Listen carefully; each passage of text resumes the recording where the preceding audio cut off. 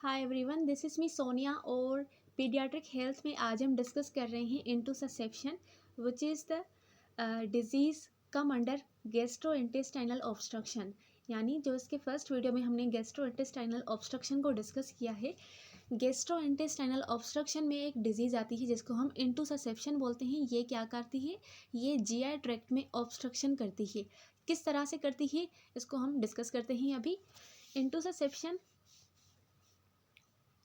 Okay, इंटूससेप्शन यानी intestine telescope हो जाता है। टेलीस्कोप्स का मतलब है फोल्ड इनसाइड इटसेल्फ, यानी अपने अंदर ही वो फोल्ड हो जाता है। तो वो फोल्डेड पोर्शन क्या करता है? फोल्डेड पोर्शन ब्लड फ्लो को भी रोक देता है, उसको भी ऑब्स्ट्रक्ट कर लेता है। तो जब ब्लड फ्लो वहाँ पर बंद हो जाएगा तो उसको हम जहाँ पर पैसेज ऑफ स्टूल होता है उस पोर्शन में ब्लड फ्लो बंद हो जाएगा तो वहाँ पर इस्कीमिया हो जाएगी, जिसको हम इंटेस्टाइनल इस्कीमिया बोलते हैं। इस्कीमिया का मतलब है किसी पर्टिकुलर एरिया में ब्लड फ्लो रुक जाए। तो यहाँ पर इंटेस्टाइन में ब्लड फ्लो रुक गया है तो इसको हम इंटेस्टाइनल इस्कीमिया बोलते हैं। अब ये इंटेस्टाइनल इस्कीमिया फर्दर क्या करेगी? ज़्यादा प्रेशर जब पड़ेगा ब्लड वेसल्स के ऊपर तो ब्लड वेसल्स क्या होंगी? रप्चर हो जाएंगी, जिसकी वजह से जो ब्लड है वो लीक होगा किस में? इंटेस्टाइन में। ओके, तो ब्लड और म्यूकस लीक होंगे किस में? इंटेस्टाइन में। ये सिंपली कंडीशन होती है इंटूससेप्शन की, और ये मोस्ट कॉमन काज है इंटेस्टाइनल ऑब्स्ट्रक्शन का in the first 2 year of life, जिसमें बच्चों के जो पहले 2 ईयर ऑफ लाइफ होते हैं उसमें ये ज़्यादा होते हैं। जीआई ऑब्स्ट्रक्शन का जो मेन काज है वो इंटूससेप्शन मोस्ट कॉमन होता है, और ये मोस्ट कॉमन हमें मेल में दिखने को मिलता है एज़ कम्पेयर टू फीमेल, जिसमें उनका जो इंटेस्टाइन है वो खुद के अंदर ही फोल्ड हो जाता है, और फोल्ड होने के बाद वहाँ पर ब्लॉकेज काज करता है। अब इस डिज़ीज़ को आप किस तरह से डायग्नोस करते हैं? मोस्टली इसको हम एब्डोमिनल अल्ट्रासाउंड की मदद से डायग्नोस करते हैं। एब्डोमिनल अल्ट्रासाउंड में हमें पूरा का पूरा जिसका क्लियर जो है ना इमेज मिल जाता है कि ये जो पेशेंट है वो इंटूससेप्शन का है। उसके अलावा इसमें हम सीबीसी और इलेक्ट्रोलाइट वगैरह भी करवाते हैं। देन प्लेन एब्डोमिनल रेडियोग्राफ, जिसमें हम जो कि शो करते हैं हमें specific distribution of bowel gas and sign of obstruction और परफोरेशन। ओके, उसके अलावा इसको हम ठीक कैसे कर सकते हैं? जैसे पहले हमने इसके फर्स्ट पार्ट में जो डिज़ीज़ डिस्कस की थी पायलोरिक स्टेनोसिस को, तो उसको हम सिर्फ और सिर्फ सर्जरी के साथ ही ठीक कर सकते हैं। लेकिन इस डिज़ीज़ को हम मैन्युअली भी ठीक कर सकते हैं, इसमें सर्जरी की नीड नहीं होती। अगर होती भी है तो वो अगर ज़्यादा कॉम्प्लिकेशंस हो गई हैं तो उसके रिजल्ट में हम सर्जरी कर सकते हैं।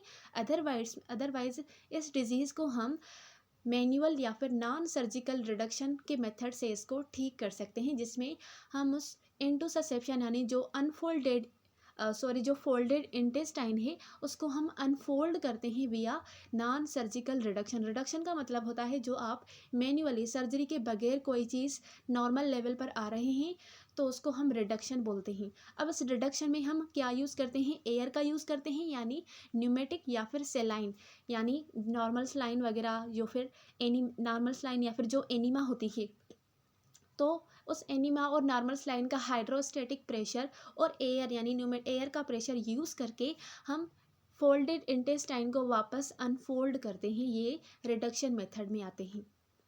ओके, देन बात करते हैं इसकी असेसमेंट फाइंडिंग या फिर क्लिनिकल मैनिफेस्टेशन या फिर साइन और सिम्टम्स बोले इस डिज़ीज़ की। तो इस डिज़ीज़ की साइंस क्या मिलेंगी हमें? पहले तो episode of sudden acute abdominal pain मिलेंगे।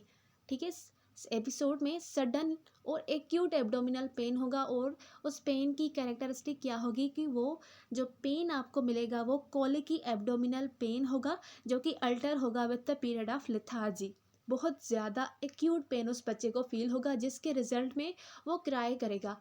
Cries inconsolably and draw knees toward the chest. वो इतना मतलब उसको इतना पेन होगा जो वो बच्चा रो रो कर अपनी जो नीज़ है उसको आगे चेस्ट की ओर लेके आएगा, क्योंकि उसको पेट में इतना ज़्यादा दर्द है। तो ये उस बच्चे की कैरेक्टरिस्टिक है या फिर साइन कह लें कि वो रोते रोते अपनी नीज़ को चेस्ट की ओर बढ़ाएगा। देन अपियर काम बिटवीन पेनफुल एपिसोड। उसके बाद पेनफुल एपिसोड जो हो रही है उनके बीच में ये काम आपको मिलेगा, क्योंकि ये इतना इसको पेन होगा तो उसके बाद ये लेथार्जिक हो जाएगा। देन दूसरी साइन क्या है? दूसरी साइन म्यूकस की बात करें तो म्यूकस इसमें रेड स्टूल स्टूल की बात करें तो स्टूल आपको रेड कलर का मिलेगा क्योंकि ब्लड वेसल्स रप्चर हो रही थी, तो ब्लड वेसल रप्चर होने की वजह से ब्लड लीक हो रहा था जो कि स्टूल में मिलकर उसको रेड कलर कर देगा। वो आपको म्यूकोजी मिलेगा क्योंकि म्यूकस की भी लीकेज हो रही थी, तो स्टूल आपको रेड और म्यूकोसी मिलेगा जिसको हम करंट जेली स्टूल भी बोलते हैं। ये आपने वर्ड याद रखना है, ये इसकी मेन साइन है जो इस डिजीज़ में आप याद कर सकते हैं। इस डिजीज़ में आपको करंट जेली स्टूल मिलेगा जो कि रेड और म्यूकोजी होगा from blood and mucus in the bowel. Abdominal assessment की बात करें तो इस डिजीज़ में जब इस पेशेंट में आप एब्डोमिनल असेसमेंट करेंगे बाय यूजिंग बल्पेशन और परकशन मेथड, तो आपको राइट अपर क्वाड्रेंट में सॉसेज शेप मास मिलेगा। सॉसेज शेप मास इंडिकेट करता है इंटूससेप्शन को। लास्ट डिस्कस करते हैं वोमाइटिंग की। तो वोमाइटिंग, इस बच्चे में जो वोमाइटिंग होगी वो बायलेस भी हो सकती है और नॉन बायलेस भी हो सकती है। बायलेस का मतलब है अगर जो कंटेंट है यानी फूड उसने खाया है वो इंटेस्टाइन में गया है, क्योंकि बाइल कहाँ पर रिलीज़ होती है, इंटेस्टाइन में रिलीज़ होती है। अगर बाइल ने उस कंटेंट से कांटेक्ट किया है, मिली है उससे, और उसके बाद वोमिटिंग हो रही है तो उसको हम बाइलस वोमिटिंग बोल रहे हैं, यानी वो वोमिटिंग जिसमें बाइल प्रेजेंट हो। नॉन बाइलस जो स्टमक से होती है यानी उसमें बाइल प्रेजेंट नहीं होती, इसको हम नॉन बाइलस वोमिटिंग बोलते हैं। तो ये दोनों टाइप की वोमिटिंग आपको मिल सकती है।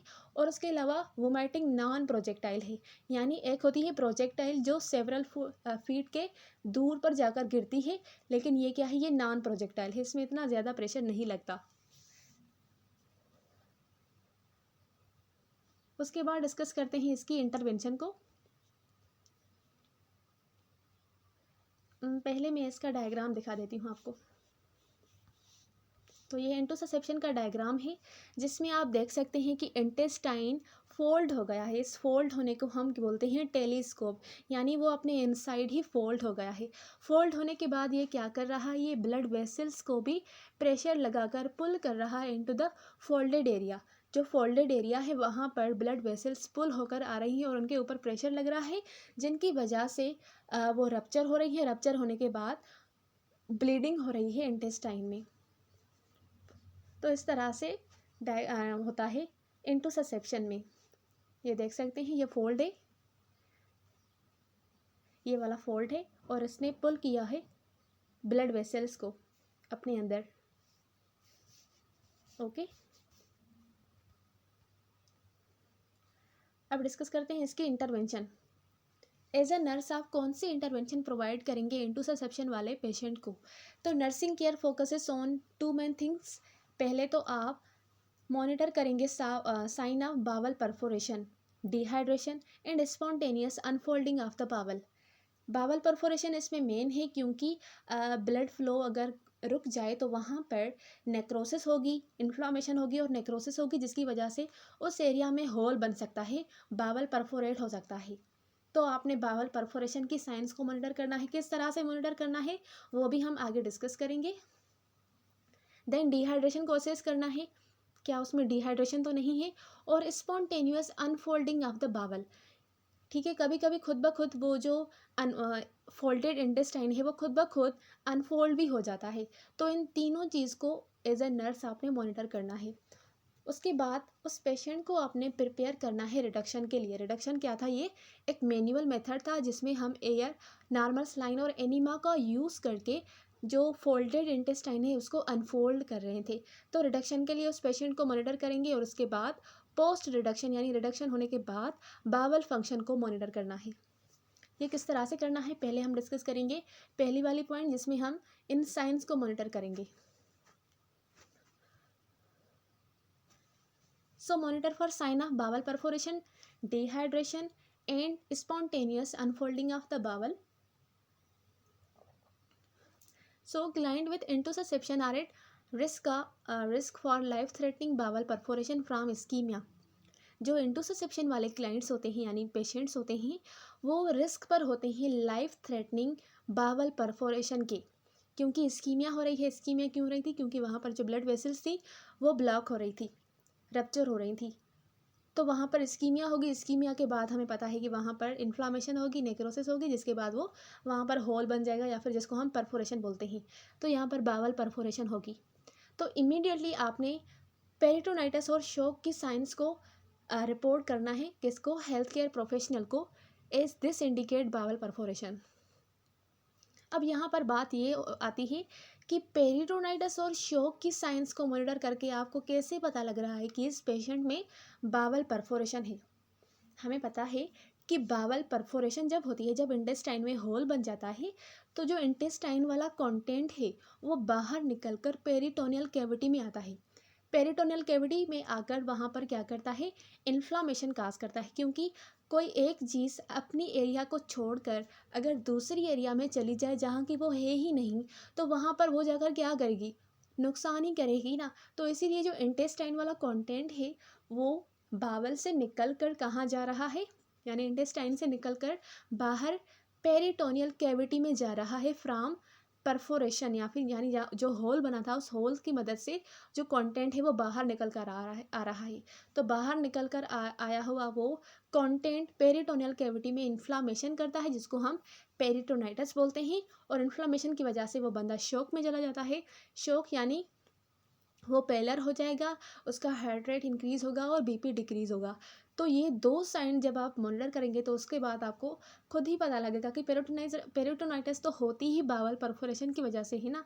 तो जब आप पेरिटोनाइटिस को असेस करेंगे तो इट मीन्स वो पेशेंट जो है उसमें बावल परफोरेशन हो गई है। तो इस तरह से बावल परफोरेशन को आप मॉनिटर करते हैं। Then monitor for fever. Fever क्यों होगा, जब बॉडी में इन्फ्लामेशन होती है तो फीवर होता ही होता है, तो फीवर होगा। उसके अलावा रिजिड एब्डोमेन, इन्फ्लामेशन की वजह से एब्डोमेन जो है वो रिजिड हो जाएगा। और साइन ऑफ शोक आपको मिलेगी, पेलर होगा, हार्ट रेट इंक्रीज होगा और बीपी डिक्रीज होगा। देन आप मॉनिटर करेंगे साइन ऑफ डिहाइड्रेशन, जो हमने डिस्कस की थी ऊपर टेबल 2 में। आपने वो पहली वाली वीडियो देखी या नहीं, फिर भी हम इसको डिस्कस कर लेते हैं। तो ये सारी साइंस हैं डिहाइड्रेशन की इन्फेंट और चिल्ड्रेन में, जिसमें आपको इन्फेंट में फोंटोनियल सनकिन मिलेंगे, एब्सेंस ऑफ टीयर यानी वो बच्चा रोएगा तो सही लेकिन उसकी आंखों से आंसू नहीं आएंगे, आंखें सूखी हुई होगी, जिसको हम सनकिन आइज बोलते हैं। कैपिलरी रिफिल जब आप करेंगे तो वो आपको प्रोलॉन्ग मिलेगी, अपने नॉर्मल टाइम से ज़्यादा मिलेगी। और उसकी स्किन जो है वो आपको मॉटलिंग और टेंटिंग मिलेगी। जब आप किसी डिहाइड्रेट पेशेंट की स्किन को ऊपर उठाते हैं तो वो नीचे जाने में, अपने नॉर्मल लेवल आने में ज़्यादा टाइम लगाती है और वो टेंटिंग होकर वापस अपनी लेवल पर जाती है। उसके अलावा डिक्रीज यूरिन आउटपुट, उसमें एब्जॉर्प्शन ही नहीं हो रही वाटर की, तो यूरिन आउटपुट कहाँ से आएगा। तो उस पेशेंट में आपको डिक्रीज यूरिन आउटपुट मिलेगा। ये सारी साइंस है डिहाइड्रेशन की। अगर ये सारी साइंस आपको मिल रही है कि इसका मतलब है इस पेशेंट को डिहाइड्रेशन है।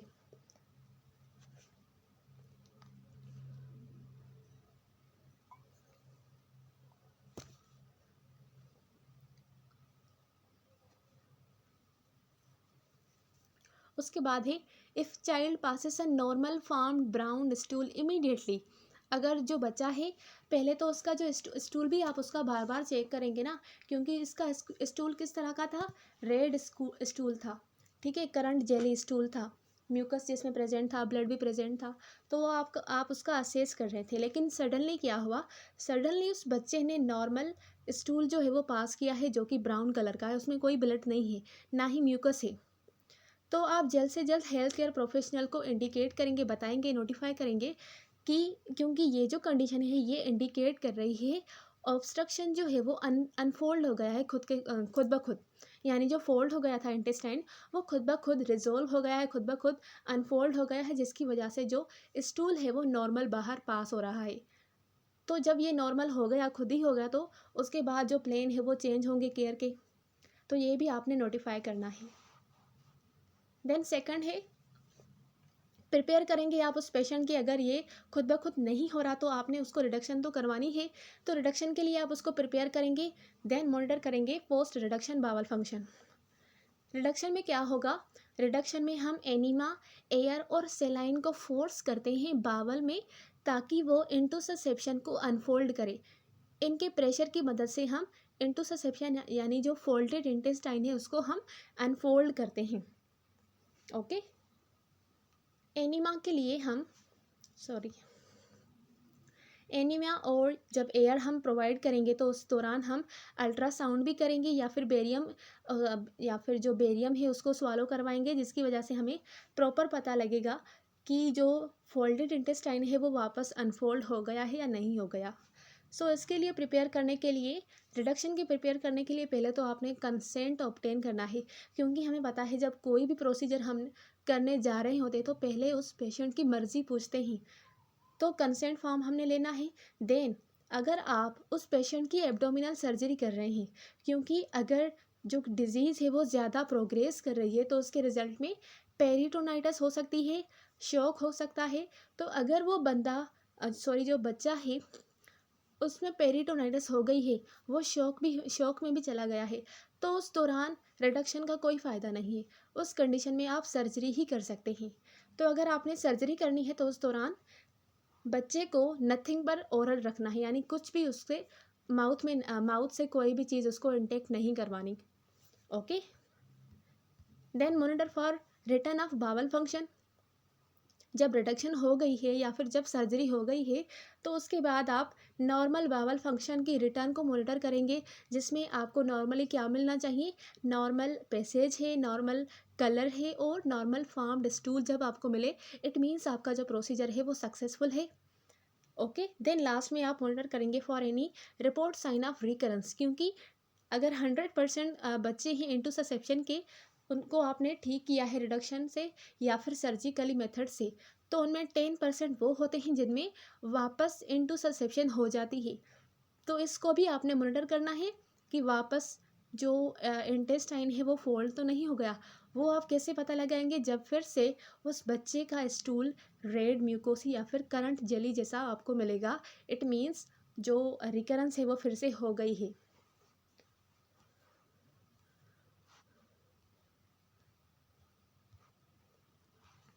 Okay, so this was the whole about intussusception. Last में इसकी एनक्लेक्स स्टार पॉइंट को डिस्कस करते ही मोटा मोटा सा।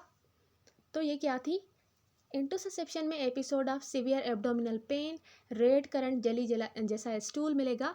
उसके अलावा नर्स को क्या मॉनिटर करना चाहिए, इंटूससेप्शन में sign of bowel perforation, perforation में आपको रिजिड एब्डोमेन और हाइपोटेंशन मिलेगी। हाइपोटेंशन क्योंकि वो पेशेंट जो है वो शॉक में चला गया था, जिसकी वजह से उसका ब्लड प्रेशर डिक्रीज़ हो गया था और हार्ट रेट इंक्रीज़ हो गई थी।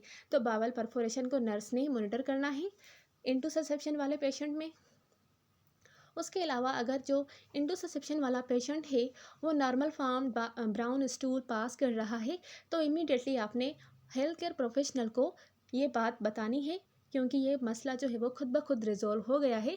तो इसके रिजल्ट में हमने केयर प्लान को चेंज करना होता है। तो this was the whole about intussusception. I hope कि आपको आज की वीडियो क्लियर हो गई होगी। इसकी लास्ट डिजीज़ जो हिरिचस्प्रंग डिजीज़ है, इसको हम नेक्स्ट वीडियो में डिस्कस करेंगे। मिलते हैं अगले वीडियो में, तब तक के लिए अल्लाह हाफिज़।